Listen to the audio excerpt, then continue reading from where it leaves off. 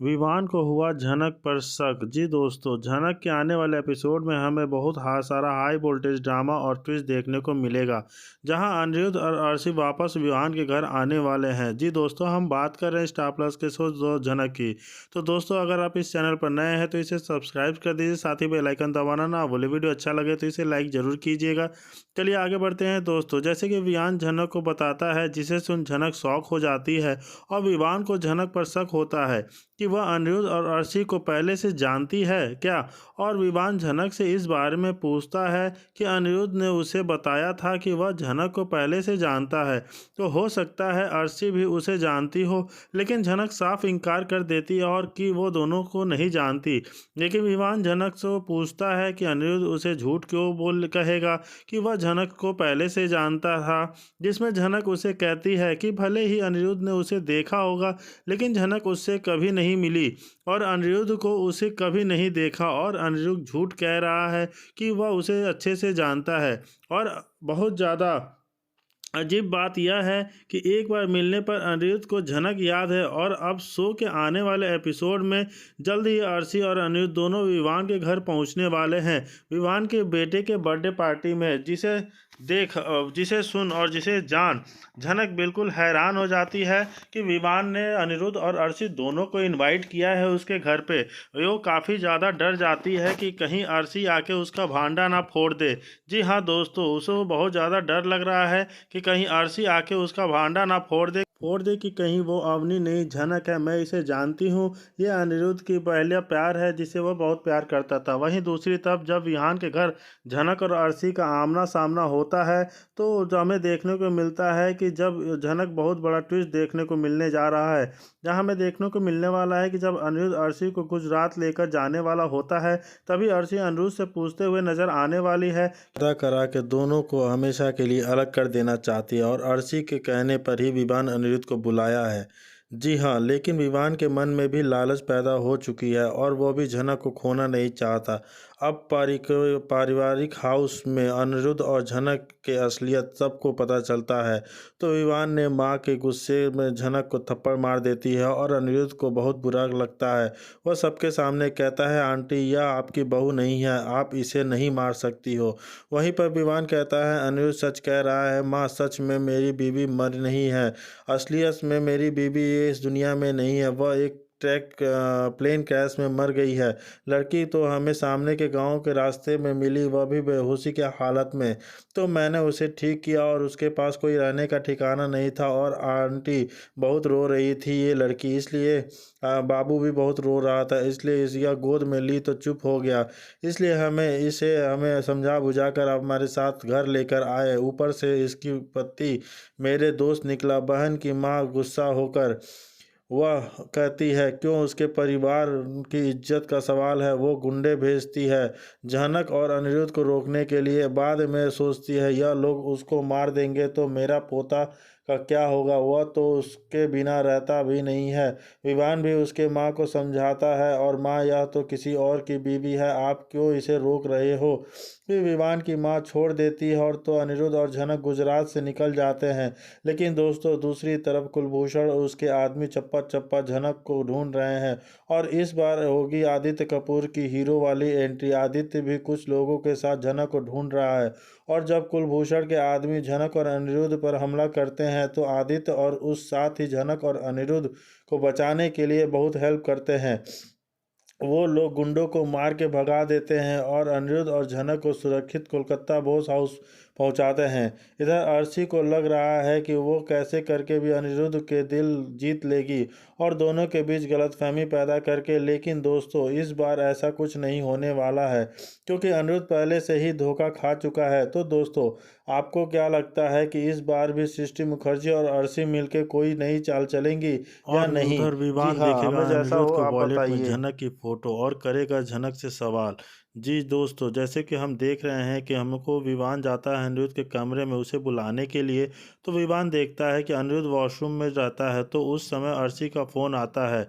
तो विवान देखता है और जाकर फ़ोन रिसीव करके अर्शी को बात करता है और कहता है कि भाभी अब ठीक हो ना? तो मैंने सुना कि आप माँ बनने वाली हो और आप बहुत अच्छी भी हो। मुझे अनिरुद्ध ने सब कुछ बताया है आपके बारे में। तो अर्शी कहती है, क्या आप मैं अनिरुद्ध के दोस्त हो? तो विहान कहता है, जी हाँ, आपने सही पे समझा। मैं ही हूँ अनिरुद्ध का दोस्त। सॉरी मैंने आपका कॉल उठाया। तो वो क्या है ना कि आपके पतिदेव वॉशरूम में हैं। अगर वो फ़ोन नहीं उठाते तो आप चिंता करते, इसलिए मैंने फ़ोन उठा लिया। तो अर्शी कहती है, नहीं कोई बात नहीं, अच्छा किया आपने। चलो आपसे थोड़ी बात तो हुई पाई। आप एक काम क्यों नहीं करते? जी हाँ, बोलिए ना भाभी, आप भी अनिरुद्ध के साथ कोलकाता आइए ना, आपसे मुलाकात भी हो जाएगी। तो आपकी वाइफ और बेटे से भी हो। तो विमान कहता है, हाँ भाभी आप तो सही कह रही हो। तो हम बात क्या है हम बता देंगे, आप आ रहे हैं कि कब आ रहे हैं। वो थोड़ा छोटा है और उसे संभालना बहुत मुश्किल होता है। तो वो घर में सब लोग हैं इसलिए उसे सब लोग संभाल लेते हैं। लेकिन मैं एक बार मेरी वाइफ के साथ ज़रूर बात करूंगा, आपका बेबी आएगा तो हम ज़रूर आएंगे। तो अर्शी कहती है कि ठीक है विवान जी, आज अनिरुद्ध आने वाला था ना, इसलिए मैंने कॉल किया था कि वो कब निकलेगा। तो विवान कहता है, हाँ भाभी वो भी बहुत जल्दी में है। तो वह शायद मुंबई भी जाने को बोल रहा था और वह जल्दी जाए आएगा आपके पास, आप चिंता मत कीजिए और आपका और आपके बच्चे का ध्यान दीजिएगा। यह कहकर वह कॉल काटता है और फ़ोन टेबल पर रखने के लिए जाता है। तो विवान देखता है कि अनिरुद्ध का वॉलेट नीचे गिरा हुआ है, जिसे देख विवान उसे उठाता है और ऊपर रखता है। और जैसे ही विवान पीछे मुड़ के देखता है कि उसकी नज़र झनक के फ़ोटो में पड़ती है, जो कि अनिरुद्ध के वॉलेट में से नीचे गिरा है, जिसे देख उसके पैरों तले ज़मीन खिसक जाती है। और वो सोचता है कि झनक का फोटो अनिरुद्ध के वॉलेट में क्या कर रहा है। क्या अनिरुद्ध झनक को जानता है? अगर ऐसा होता तो अनिरुद्ध और झनक ने मुझे क्यों कुछ नहीं बताया? क्या रिश्ता है इन दोनों के बीच में? ये कहकर वह बहुत सोचता है और उस टाइम अनिरुद्ध वॉशरूम से बाहर निकलता है और विवान को देखकर हैरान होता है और वो भी सोचता है कि कहीं इसने मेरा वॉलेट तो नहीं देखा, क्योंकि उसमें जनक की फ़ोटो थी। यह सोचकर अनिरुद्ध भी बहुत घबराता है। तो विवान जानबूझ के अनजान बन के कहता है कि अनिरुद्ध, मैं तुम्हें ब्रेकफास्ट के लिए बुलाने आया था और जैसे ही मैं तेरे कमरे में आया तो देखा कि तू वॉशरूम में था। तो तब अर्शी भाभी का कॉल आया और मैंने बात कर लिया। तो ठीक किया ना भाभी ने मैं बात करके। तो अनिरुद्ध कहता है, विवान बिल्कुल सही किया, नहीं तो अर्शी डर जाती। तो विवान कहता है, मुझे नहीं होता और तेरी बीवी किसी दूसरे के से बात करे तो जलन नहीं होता? अनिरुद्ध कहता है, नहीं विवान, मुझे कोई जलन नहीं होगा, तू मेरा दोस्त है। विवान कहता है, भाई मुझे तो जलन होता है कि मेरी बीवी किसी मेरे दोस्त के साथ बात करे तो। यह सुनकर अनिरुद्ध बहुत गुस्सा होता है। तो वही कहता है, वही विवान बात को घुमा देता है और कहता है कि मजाक कर रहा हूँ अनिरुद्ध, चल जल्दी से नीचे आ जा, मैं तेरा वेट कर रहा हूँ। तो अनिरुद्ध कहता है, ठीक है तुम। विवान बाहर आके बहुत सोचता है कि आखिर यह लड़की कौन है और अनिरुद्ध के वॉलेट में इसकी फ़ोटो क्यों है।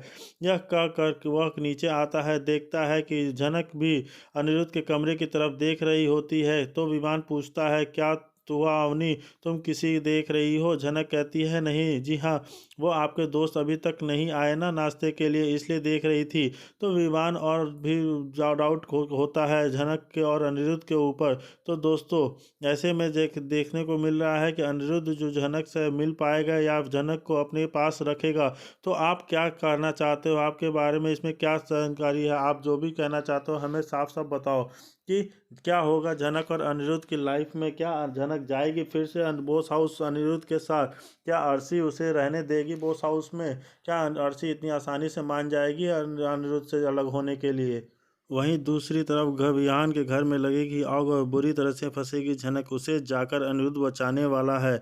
जी हाँ, जिसे देखकर अनिरुद्ध दोस्तों डाउट हो चुका है उस विवान को, शायद यह झनक है, फिर भी वह नहीं बताता है। अनिरुद्ध के जेब में हमेशा झनक की एक फ़ोटो होता है। वह अचानक से गिर जाता है और वह फ़ोटो विवान की भाभी सेजल के हाथ लग जाती है और वो मौका ढूंढ रही थी कैसे करके भी नवी को और नवी बहू को सबका सामने नीचे दिखाने की की तो सेजल जो वो फोटो को जाकर विवान के माँ को दिखाती है। विवान के माँ झनक को बहुत कुछ सुनाने लगती है तो अनिरुद्ध झनक को बचाने के लिए कह देता है कि यह फोटो तो नीचे गिरी थी, इसलिए मैंने उठा के रखा था, क्योंकि फोटो के ऊपर किसी के पैर लग जाती है तो फोटो खराब हो जाती। फिर भी अनिरुद्ध की बातें सुनकर विवान की माँ शांत हो जाती है और अनिरुद्ध को नहीं पता कि यह झनक है किस, लेकिन उसे लग रहा है शायद वह झनक को शक्ति से दूसरी तरफ झनक बहुत टेंशन में है, क्योंकि उसी तरह उसे लगता है अनिरुद्ध के नज़र से खुद को नहीं बचा पाएगी। जैसे करके भी सरजी देख लेंगे कि फिर अचानक कमरे में आग लग जाती है, लेकिन झनक को यह बात पता नहीं है कि घर वाले को पता है कि विवान के कमरे में आग लग चुकी है। फिर कुछ देर बाद आग की गर्माहट झनक को महसूस होती है। झनक कमरे से निकलने के लिए कोशिश करती है, लेकिन अचानक दरवाज़ा लॉक हो जाता है। फिर झनक के पास कोई और दूसरी रास्ता नहीं बचता तो वो चिल्लाने लगती है और झनक की आवाज़ विवान और अनिरुद्ध सुनते हैं। जैसे आकर देखते हैं कि विवान के कमरे में बहुत आग फैल चुकी है। विवान अनिरुद्ध को कहता है कि प्लीज़ यहाँ मेरे पत्नी अवनी को कैसे करके भी बचा लो, नहीं तो अनर्थ हो जाएगा। और अनिरुद्ध को भी अजीब सा महसूस हो रही है कि दरवाज़ा तो तोड़ देता है और अंदर जाकर देखता है कि उसकी आंखों खुली की खुली रह जाती है, क्योंकि झनक बुरी हालत में बेहोश होकर ज़मीन में गिरी पड़ी है और उनके कपड़े में भी आग लग चुकी है। यह सब देखकर अनिरुद्ध के होश उड़ जाते हैं। अनिरुद्ध तुरंत जाकर झनक के कपड़े की आग बुझा के झनक को अपनी गोद में उठा के बाहर लेकर आता है। तभी अभी भी यह झनक बेहोश है और अनिरुद्ध पूछता है विवान क्या यह तुम्हारी बीवी है? तो विवान कहता है हाँ अनिरुद्ध, यह मेरी बीवी अवनी है और अच्छा हुआ तुमने बचा लिया, नहीं तो बहुत बड़ा अनर्थ हो जाता। फिर विवान से अनिरुद्ध कहता है कि विवान तुम झूठ बोल रहे हो,